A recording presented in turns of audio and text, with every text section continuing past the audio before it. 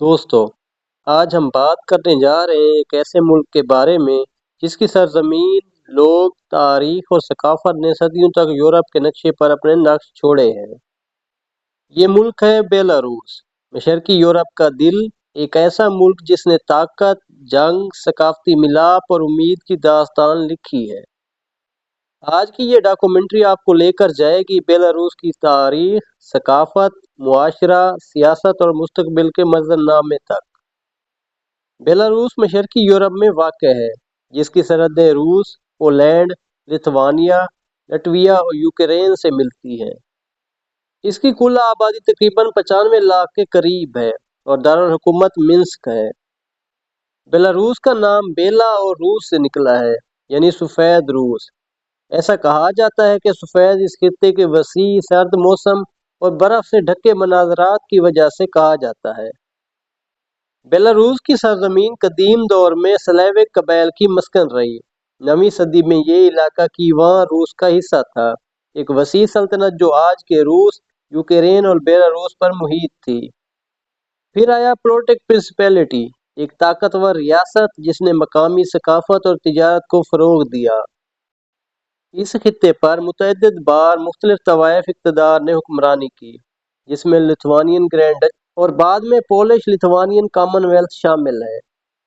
18ویں صدی میں polish لتھوانین common wealth کمزور پڑ گیا اور بیلاروس کے بڑے حصے پر روس کی سلطنت نے قبضہ کر لیا۔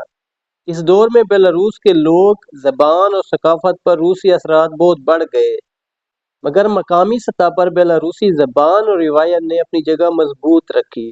جب پہلی جنگ عظیم لڑی گئی، بیلاروس کی سرزمین زیر بار معرکہ جنگ آئی۔ فرانس، روس اور جرمنی کی فوجیں یہاں سے گزریں اور بہت تباہی ہوئی۔ 1917 کی روسی انقلاب نے مزید انقلابی اور سیاسی تبدیلیاں لائیں۔ 1919 میں بیلاروسین سوشلسٹ سوویت ریپبلک وجود میں آئی، جو بعد میں سوویت یونین کا حصہ بنی۔ سوویت دور میں بیلاروس نے تیزی سے ترقی کی، تعلیمی ادارے بنے اور ثقافتیں ترقی ہوئی، مگر آزادی کے خواب بھی ہمیشہ زندہ رہے۔ 1941 میں جب جرمنی نے سوویت یونین پر حملہ کیا، بیلاروس سب سے زیادہ متاثر ہونے والے علاقوں میں شامل تھا۔ یہاں وسیع پیمانے پر لڑائیاں ہوئیں، دیہات و شہر تباہ ہوئے اور لاکھوں لوگ مارے گئے۔ جنگ کے بعد منسک اور دوسرے مقامات کی دوبارہ تعمیر کی گئی۔ 1991 میں جب سوویت یونین ٹوٹا، بیلاروس نے آزادی کا اعلان کیا۔ نیا آئین، نئی حکومت، مگر مشکلات بھی بہت تھیں۔ معاشی بحران، سیاسی جدوجہد اور یورپی اثرات۔ بیلاروس میں 1994 سے الکساندر لوکاشینکو بطور صدر ہیں۔ ان کی حکومت نے سخت کنٹرول، محدود سیاسی آزادی اور روس کے ساتھ مضبوط تعلقات قائم کیے۔ مغرب اور یورپ کے ممالک کے ساتھ تعلقات بعض اوقات کشیدہ بھی رہے۔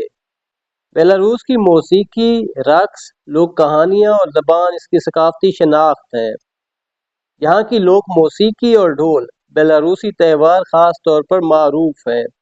بیلاروسی ادب میں بھی کئی نامور ادیب ملتے ہیں، جنہوں نے اپنے وقت میں شہرت پائی۔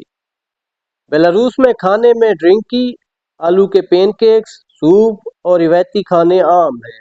لوگ کھیتوں، شہروں میں کام کرتے ہیں اور خاندان سب سے بڑی قدر رکھتے ہیں۔ منسک کے تاریخی مقامات، جنگی یادگاریں اور بیلاروس کے سبز جنگلات سیاحوں کو اپنی طرف کھینچتے ہیں۔